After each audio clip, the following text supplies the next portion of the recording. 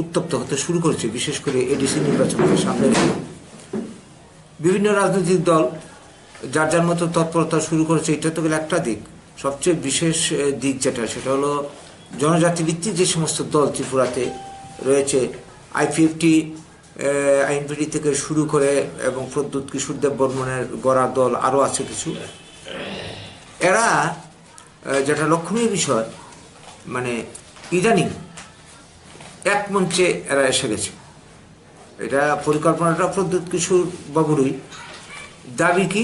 সামনে গ্রেটার ত্রিপুরাল্যান্ড। ত্রিপুরাল্যান্ডের দাবি নিয়ে আইপিএফটি অনেকদিন ধরে আন্দোলন করছিল। এখন এটাকে পরিধি বাড়িয়ে গ্রেটার ত্রিপুরাল্যান্ড দাবিকে আনা হয়েছে। এর পেছনে রাজনীতিটা কি, বা এটার পরিণাম কি আসতে চলছে আগামী দিনে, এই ব্যাপারে আমরা নৈতিকভাবে দায়বদ্ধ ত্রিপুরার মানুষের কাছে, বিশেষ করে বাঙালি অংশের মানুষের কাছে, যারা জনজাতি নয় তাদের কাছে। এর পেছনে যে রাজনীতির কূট চালাচালি বা যেটা গেম প্ল্যান আছে, সেটা সম্পর্কে মেনলি আজকে আপনাদেরকে আমাদের ডেকে আনা বলা জন্য। সেটা হচ্ছে, আমরা জানি ত্রিপুরা রাজ্য 70% কাছে ধরে আছে বাঙালি অংশের মানুষ, রেস্ট জনজাতি বা আদার্স। এবং স্বাধীনতার আগের থেকে ত্রিপুরা বাঙালি প্রধান রাজ্য, বাংলার অঞ্চল, এটা বাঙালিরা এখানকার ভূমিপুত্র। তো বর্তমানে ত্রিপুরাতে বাঙালি জনজাতি বিভিন্ন অংশের মানুষ থাকছে।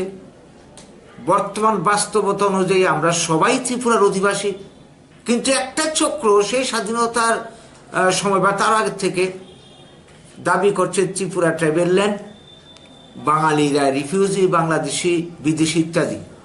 এই দাবিকে সামনে রেখে অনেক আন্দোলন হয়েছে ত্রিপুরাতে। অনেক জুনের গণহত্যার আগেও 50 সালও বাঙালির উপর আঘাত হয়েছে।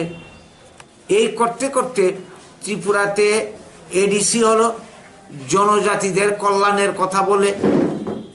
আমরা তখন বুঝেছিলাম যে এডিসি জনজাতিদের কল্যাণ করবে না, মাঝখান থেকে বাঙালির হবে সর্বনাশ। আজকে এত বছর পর, সে 81-82 থেকে এই দীর্ঘ 39 বছরে, আজকে দীর্ঘ সময়ে আমরা দেখতে পাচ্ছি যে আমাদের বক্তব্য সঠিক হলো। এখন জনজাতি অংশের তারা দাবি করছে যে না, এডিসি দিয়ে, ষষ্ঠ তফসিল দিয়ে জনজাতিদের কোনো কাজে লাগেনি। কাজে কি করতে হবে? ত্রিপুরাল্যান্ড করতে হবে। এটাকে আরও বাড়িয়ে গ্রেটার ত্রিপুরাল্যান্ড করতে হবে, করে তাদের কল্যাণ নাকি করবে। এখন যে যে মানে কি বলবো, পেছনে যে প্ল্যানটা, মূল বক্তব্য যেটা, সেটা হচ্ছে এটা আসলে ঘুরিয়ে ফিরিয়ে গোটা রাজ্যে এরা এডিসিকে সম্প্রসারিত করতে চায়। এডিসি সম্প্রসারিত করে ত্রিপুরার ভূমির অধিকার থেকে শুরু করে সমস্ত অধিকার ওদের হাতে কুক্ষিগত করতে চায়। একমাত্র মানে কি বলবো, 30% বা তার চেয়েও কম হচ্ছে ত্রিপুরার জনজাতি, তাদের হাতে সমস্ত ক্ষমতা তুলে দিতে চায়। তাইলে আমরা যারা বাঙালি অংশের মানুষ বা যারা জনজাতি নয় এই রাজ্যের, তাদের অবস্থাটা কী দাঁড়াবে? এডিসির বর্তমান চিত্র দেখে আমরা বুঝতে পারছি এডিসির মধ্যে বাঙালির কোনো ভূমির অধিকার নেই, ব্যবসা বাণিজ্যের অধিকার সংকুচিত, চাকরি বাকরি করতে পারছে না। সবচেয়ে বড় কথা হচ্ছে জনজীবনের নিরাপত্তা নেই। প্রায় সময় এখানে আক্রমণ হচ্ছে। 80 জুনের পর থেকে কত পরিবার সর্বশান্ত হলো, জায়গা জমি বাড়িঘর ফেলে পথের বিক্রি হলো। আজকে গ্রেটার ত্রিপুরাল্যান্ড যদি হয়, এরা যেটা পরিকল্পনা ওদের, যে গ্রেটার ত্রিপুরাল্যান্ড বলতে বর্তমানে যে এডিসি, এই এডিসি এলাকার মধ্যে যে ছিটমহল কিছু কিছু জায়গা রয়েছে এডিসির বাইরে, এগুলিকে তারা এডিসির মধ্যে ঢুকিয়ে নেবে। এবং সেই সঙ্গে শহর অঞ্চল যেগুলি বাদ রয়েছে, ইভেন এই যে আগরতলা শহর, আপনারাও নিশ্চয়ই জানেন, আমাদের থেকে বেশি খবর আপনাদের কাছে আছে, কৃষ্ণনগর, অভয়নগর, ইন্দ্রনগর, তারপরে এখানে কি বলবো অরুন্ধতিনগর, এই যে নন্দনগর থেকে শুরু করে এদিকের আশপাশ অঞ্চল, বিস্তীর্ণ অঞ্চল নিয়ে এরা এই গ্রেটার ত্রিপুরাল্যান্ডের মধ্যে অন্তর্ভুক্ত করাতে চায়। তো এই যে বিষয়টা, এডিসির মধ্যে বাঙালিরা থেকে বুঝতে পারছে যে বাঙালির কোনো অধিকার নেই, আলটিমেটলি আগামী দিনে কেউ থাকতে পারবে না। এখন যদি গ্রেটার ত্রিপুরাল্যান্ড করে, শহর অঞ্চলগুলিও তারা মানে কবজা করে নেয়, আমাদের ভবিষ্যৎ কি, বাঙালিদের ভবিষ্যৎ কি? এইটা হচ্ছে মূল বিষয় আজকের দিনে দাঁড়িয়ে।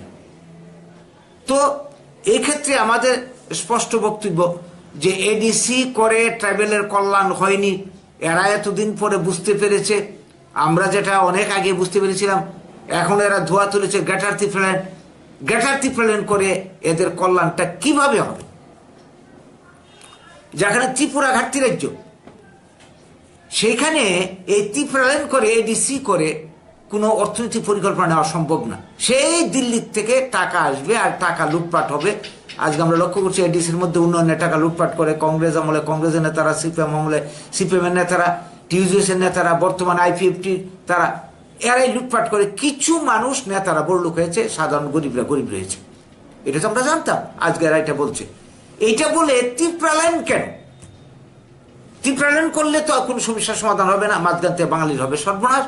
এই ক্ষেত্রে আমাদের স্পষ্ট বক্তব্য আগেও বলেছি যে ত্রিপুরার মানুষের সবাই কল্যাণের কথা ভেবে আইনগুলি তৈরি করতে হবে, যেখানে কেউ বঞ্চিত হবে না। তার জন্যে এডিসি নয়, বিকল্পের ব্যবস্থা চাই। এর জন্য আমরা 5টা দাবি রেখেছি আজকের এই সাংবাদিক সম্মেলনে, যে দাবিগুলি নিয়ে বরাবরই আপনাদের সঙ্গে আমরা আলোচনা করি। 1 নম্বর হচ্ছে এই এডিসির মতো আরও যত আইন আছে যা জাতি জনজাতির মধ্যে বিভেদ বিরোধ তৈরি করছে, উন্নয়ন করছে না, এগুলিকে বাতিল করতে হবে অবিলম্বে। 2 নম্বর, আমরা যেটা চাইছি ত্রিপুরাল্যান্ডের পরিবর্তে ত্রিপুরার মানুষের কল্যাণের জন্য ত্রিপুরাতে যে প্রাকৃতিক সম্পদ, মানব সম্পদ আছে সেগুলিকে কাজে লাগিয়ে ব্লক ভিত্তিক উন্নয়ন পরিকল্পনা নিতে হবে, যাতে করে ত্রিপুরার সব অংশের মানুষের 100% মানুষের কর্মসংস্থান হবে। এই করেই ত্রিপুরাতে শান্তি প্রতিষ্ঠা সম্ভব। 3 নম্বর হচ্ছে আমরা যেটা বলতে চাই, আমরা ত্রিপুরাকে স্বয়ং সম্পূর্ণ রাজ্য হিসাবে দেখতে চাই, গড়তে চাই, স্বয়ং সম্পূর্ণ রাজ্য হিসাবে গড়তে চাই। 4র্থ দাবি আমাদের বরাবর, যেটা সংবিধানের 3 নং ধারা অনুযায়ী বাংলার খণ্ডিত অঞ্চলগুলিকে জুড়ে দিয়ে বাঙালিস্তান গঠন করতে হবে।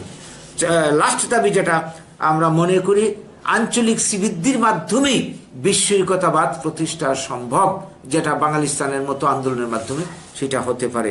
এই 5টা দাবি নিয়ে আমরা আপনাদের সামনে, যারা ত্রিপুরাল্যান্ডের দাবিদার বা এই ধরনের সংকীর্ণ মানে ভাবনা নিয়ে যারা চলছে, তারা মানুষের কল্যাণে রাজনীতি করুক, সবার কল্যাণে রাজনীতি করুক।